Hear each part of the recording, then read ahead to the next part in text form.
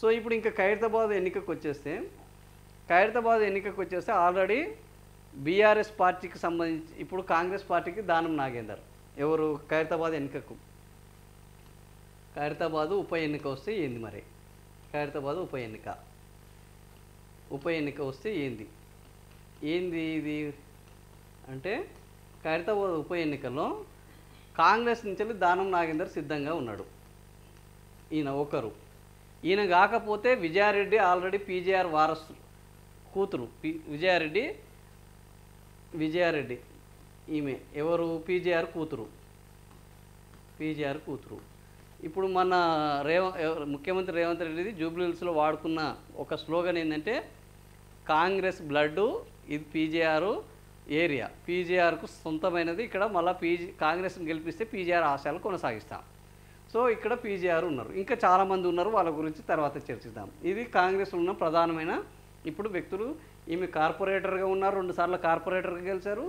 దానము ఆల్రెడీ కాంగ్రెస్ నుంచి గెలిచారు, బీఆర్ఎస్కు మారారు. ఇక ఆయన మారిన పార్టీ లేదు, ఒక్కటే రోజు 3 పార్టీలు మారిన గొప్ప నేత కూడా ఈ దానమే.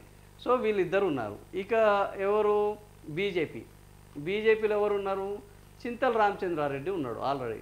ఈయన సీనియర్ లీడర్ చింతల రామచంద్రారెడ్డి. ఈ సీనియర్ లీడర్ ఆల్రెడీ ఆయన ఎప్పుడు ఎన్నికలు వచ్చినా ఆయనే సిద్ధంగా ఉంటారు. మరి ఈసారి ఎన్నికలు కూడా ఆయన సిద్ధంగా ఉండాల్సిన అవకాశం ఉన్నది. మొన్న లెంకల దీపక్ రెడ్డి, ఈసారి చింతల రామచంద్రారెడ్డి. ఇక్కడ విశేషం ఏంటంటే ఇక్కడ ఈయనకు బీసీ ఇస్తే కాంగ్రెస్ పార్టీకి బీసీ వాదం వర్కౌట్ అవుతుంది. కానీ ఈమె బీసీ కాదు, ఈమె రెడ్డి. సో కాంగ్రెస్కు ఈ బీసీ వాదం వర్కౌట్ కాదు. సో ఇప్పుడు బీఆర్ఎస్కి ఎవరున్నారు? బీఆర్ఎస్కు ప్రస్తుతానికి బీఆర్ఎస్ క్యాండిడేట్ ఎవరు? ఈ బీఆర్ఎస్ క్యాండిడేట్ ఇప్పుడు ఈయన దానము అందులోకి వెళ్ళిపోయిండు. బీఆర్ఎస్కు ఇక్కడ పీజేఆర్ కొడుకు ఉన్నాడు. పీజేఆర్ కొడుకు ఎవరు?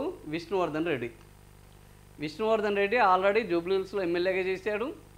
సో ఇప్పుడు జూబ్లీహిల్స్ లేదు కాబట్టి గతంలో పీజేఆర్ ఉమ్మడి ఖైరతాబాదు, షేర్లింగంపల్లి, జూబ్లీహిల్స్, ఖైరతాబాదు విడిపోక ముందు ఉన్న అతిపెద్ద కాన్స్టిట్యున్సీకి నాయకుడు ఎవరు? పీజేఆర్.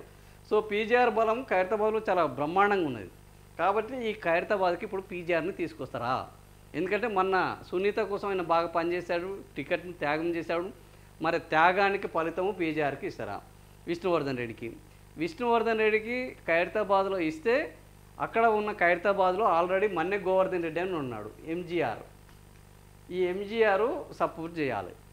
మళ్ళీ అదేవిధంగా ఈ పీజేఆర్ అనేట ఆయనకు బీసీ వాదం పనికిరాదు, బీసీ వాదం ఈయన కూడా వర్తించదు.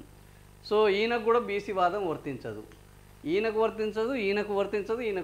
ఒకవేళ దానం నాగేందర్ అయితే మొన్న నవీన్ యాదవ్ అక్కడ బీసీగా పెట్టడం వల్ల ప్రస్తుతం బీసీ వాదం బలంగా ఉన్న వలన బీసీ సంఘాలన్నీ అంతర్గతంగా బహిర్గతంగా మొత్తం కాంగ్రెస్కే పనిచేసినాయి. సో సునీత ఓడిపోవడానికి బీసీ వాదం కూడా ఒక ప్రధానమైన కారణం. సో ఇప్పుడు కూడా ఖైరతాబాద్లో ఈ బీసీ వాదము ఒకవైపు బీజేపీ అక్కడ చింతల రామచంద్రారెడ్డి, బీజేపీ ఇక్కడ జూబ్లీహిల్స్లో లెంకల దీపక్ రెడ్డి. సో బీసీలు వాళ్ళ వైపు వెళ్ళలేదు, మైనార్టీలు కూడా ఓట్లు వేయలేదు. సో ఇక్కడ కూడా అదే పరిస్థితి ఉంది, బీసీలు వీళ్ళ వైపు వెళ్ళే అవకాశం లేదు, మైనార్టీలు ఓట్లు వేసే అవకాశం లేదు. సో బీసీ వాదము కనుక వస్తే ఇక్కడ దానం నాగేందర్కి వర్కౌట్ అవుతుంది. మరి ఇక్కడ బీసీలు అయితే ప్రస్తుతం ఇక్కడ కూడా 2 కార్పొరేటర్లు ఉన్నారు. ఎవరు? బీఆర్ఎస్లో 2 కార్పొరేటర్లు ఉన్నారు. ఒకరు సోమాజిగూడ కార్పొరేటరు మహేష్ ఉన్నారు. ఇంకొక ఆయన జూబ్లీహిల్స్ కార్పొరేటరు శ్రీనివాస్. వీళ్ళిద్దరు కూడా మాకు టికెట్లు కావాలని అడుగుతున్నారు. ఎందుకు అంటే మాకు బీసీ వాదం అండ్ లోకల్, ఇద్దరం బీఆర్ఎస్ వాళ్ళం కాబట్టి మన్నె గోవర్ధన్ రెడ్డి లోకల్ కాదు. సో ఆయనకు వద్దు. ఇంకా విజయారెడ్డి అనేట ఆమె వారసత్వం, విజయారెడ్డికి పీజేఆర్ వాళ్ళు ఎవరు ఓట్లు వేసే పరిస్థితి లేదు. పైగా ఆమె రెడ్డి కాబట్టి బీసీ వాదం వర్కౌట్ కాదు, ఆమె వద్దు, మాకు ఇవ్వండి అని వీళ్ళిద్దరు కోరుకుంటున్నారు. ఎవరో ఒక Srinivas Jubilee Hills corporator, Somajiguda corporator. So ఇప్పుడు బీఆర్ఎస్ క్యాండిడేట్ ఎవరు అనేది ఆల్రెడీ కాంగ్రెస్కు ఫిక్స్ దానం నాగేందర్ ఆర్ విజయారెడ్డి, బీజేపీకి ఫిక్స్ చింతల రామచంద్రారెడ్డి, బీఆర్ఎస్కు ఎవరు? సో గత ఎన్నికలకు ఈ ఎన్నికలకు తేడా ఏంటంటే జూబ్లీహిల్స్లో ఫస్ట్ క్యాండిడేట్ డిక్లేర్ అయింది ఎవరు? సునీత. సో జూబ్లీహిల్స్లో బీఆర్ఎస్ క్యాండిడేటే ఫస్ట్ డిక్లేర్ అయ్యారు, ఆ తర్వాత చివరిలో డిక్లేర్ అయింది లెంకల దీపక్ రెడ్డి. ఇప్పుడు బీఆర్ఎస్ క్యాండిడేట్ ఫస్ట్ డిక్లేర్ అవుతారా లాస్ట్ డిక్లేర్, ఎందుకంటే ఉప ఎన్నిక గ్యారంటీ. సో ఉప ఎన్నిక ఎప్పుడు వస్తుంది? దాదాపుగా మార్చిలో వచ్చే అవకాశం ఉన్నది. ఎందుకు మార్చిలో వస్తుంది అంటే తమిళనాడు, పాండిచ్చేరి, ఒరిస్సా ఈ రాష్ట్రాలకు సాధారణ ఎన్నికలు మార్చిలో జరగబోతున్నాయి. సో వాళ్ళ యొక్క అసెంబ్లీ పరిమితి అప్పటికి అయిపోతున్నది. వాళ్ళకి ఎన్నికలు పెట్టాలి కాబట్టి వాళ్ళతో పాటే మిగతా ఎక్కడైనా చచ్చిపోయినా కానీ, సస్పెండ్ చేసినా కానీ, ఇట్లా గోడలు దూకినా కానీ వాళ్ళని వేటు వేసేస్తే వాళ్ళకు ఎన్నికలు జరిపే అవకాశం ఉంటుంది. సో ఈ ఎన్నికలు మార్చిలో వచ్చే అవకాశం ఉన్నది కాబట్టి ఇప్పుడు ఏంది, ఆల్రెడీ నవంబర్ నడుస్తున్నది. 45 రోజుల ముందు నోటిఫికేషన్ వచ్చింది అని అనుకుంటే జనవరిలో కానీ ఫిబ్రవరిలో కానీ నోటిఫికేషన్ రావాలి. జనవరిలో ఫిబ్రవరిలో నోటిఫికేషన్ రావాలి కాబట్టి సో ఇప్పటి నుంచి వెళ్ళి వీళ్ళకు ఒక నెల 2 నెలల టైమే ఉన్నది. సో ఈ నేపథ్యంలో బీఆర్ఎస్ క్యాండిడేట్ ఎవరు అనే ఒక చర్చ ఆల్రెడీ మొదలైంది. ఎవడి ప్రయత్నాలు బీసీల ప్రయత్నాలు బీసీలు, రెడ్డిల ప్రయత్నాలు రెడ్డిలు, ఇంకా డబ్బులున్న వాళ్ళ ప్రయత్నంలో డబ్బులున్న వాళ్ళు. ఖైరతాబాద్లో బీఆర్ఎస్ హీట్ మొదలైంది. ఒకవైపు బీజేపీ, ఇంకోవైపు కాంగ్రెస్ అయితే ఇప్పటికే మొదలుపెట్టేసింది. దానం నాగేంద్ర నాకు మంత్రి పదవి ఇస్తారా, రాజ్యసభ ఇస్తారా, గెలిపిస్తారా అని ఆయన పెట్టుకున్నారు. విజయారెడ్డి కూడా నాకే ఇవ్వాలి, మా నాయన సంస్థానం ఇది, ఆయనకి ఇస్తే ఓడిపోతానని ఆయన భయపడుతున్నాడు కాబట్టి నేను 2 సార్లు ఆల్రెడీ కార్పొరేటర్ చేసిన కాబట్టి నాకు ఇస్తే మా నాయన ఓట్లన్నీ నాకే వస్తాయి, నేను గ్యారంటీగా గెలుస్తానని విజయారెడ్డి చెప్తుంది. సో ఈ నేపథ్యంలో ఖైరతాబాద్ ఉప ఎన్నిక అభ్యర్థుల లొల్లి మొదలైంది. బీఆర్ఎస్ అభ్యర్థి ఎవరు తేల్చాల్సి ఉంది. సో మరి ఏం జరుగుతుందో చూద్దాం. బీసీ వాదమా రెడ్డి వాదమా అనేది కూడా తేలాల్సిన అవసరం ఉంది. ఇది ఇప్పుడు ఇక్కడ నడుస్తున్నది. ఏది రాజీనామా బాటలో దానము, రాజీనామా బాటలో ఈయన 3 ప్రతిపాదనలో ఏం జరుగుతాయి. ఇక కడియం పరిస్థితి, కడియం శ్రీహరి ఏం చేస్తున్నారు? కాంగ్రెస్ నేతలు బీఆర్ఎస్ టికెట్పై గెలిచిన కడియం శ్రీహరి లోక్సభ ఎన్నికల్లో వరంగల్ నుంచి కాంగ్రెస్ తరఫున పోటీ చేసిన తన కూతురు కావ్యకు మద్దతుగా ప్రచారం చేసిండు. ఇది అందరికీ ఎలక్ట్రానిక్ మీడియాలలో వచ్చింది, లైవ్లలో వచ్చింది. ఇక నేను కాంగ్రెస్ కప్పుకోలేదు, కాంగ్రెస్లోకి పోలేదు అని ఆయన చెప్పడం లేదు, ఆయన చెప్పినా నమ్మే పరిస్థితి అంతకన్నా లేదు. కాబట్టి ఆయన మీద రాజీనామా పడే అవకాశము ఖచ్చితంగా వేటు పడుతుంది. వేటు పడకముందుకే రాజీనామా చేయించి ఉప ఎన్నికలను ఎదుర్కోవడమా? సో స్పీకర్ని కొంత సమయం అడిగారు. ఇప్పుడు అఫిడవిట్లకు సంబంధించి డాక్యుమెంట్లు సిద్ధం చేసుకోవాల్సింది, వివరణ ఇచ్చేందుకు మరికొంత సమయం కావాలన్నారు.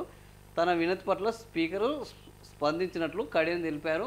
23వ తేదీలోపు అయితే ఇవ్వాలి, ఇస్తే మాత్రమే అది జరుగుతుంది, లేకపోతే ఏం జరుగుతుంది అనేది చూడాలి. సో ఇప్పుడు ఏంది అసలు మరి స్టేషన్ గన్పూర్లో ఏంది పరిస్థితి? స్టేషన్ గన్పూర్లో పరిస్థితి ఏంది? ఒకవైపు బీఆర్ఎస్లో ఇంతకుముందు కడియం శ్రీహరి ఉండే స్టేషన్ గన్పూర్కి వచ్చేస్తే ఇక్కడ దానం, ఈ దానం పరిస్థితికి వచ్చేస్తే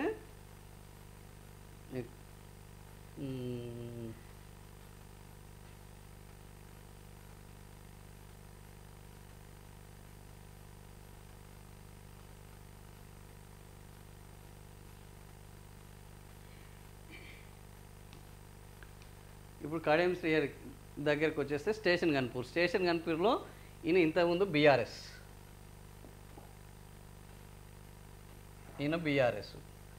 ఈయనకు ముందు ఎవరు ఉండే? రాజయ్య బీఆర్ఎస్ క్యాండిడేట్ ఉండే. ఈ రాజయ్య బీఆర్ఎస్ క్యాండిడేట్ని కాదని, సో ఆయన ఓడిపోతే అవకాశాలు ఉన్నాయని కడియం శ్రీహరికి ఇచ్చారు. ఇప్పుడు అక్కడ ఈ కాంగ్రెస్ నుంచి ఎవరు ఉన్నారు?